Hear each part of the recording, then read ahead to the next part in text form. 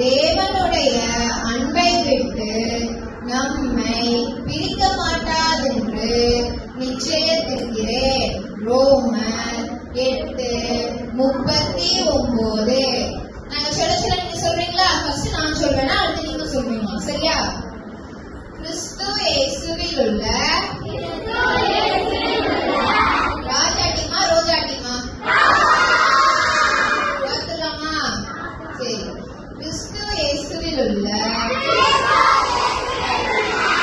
தேவனுடைய அன்பை விட்டு நம்மை பிரிக்க மாட்டாதென்று நிச்சயித்திருக்கிறேன். ரோமர் 8:39.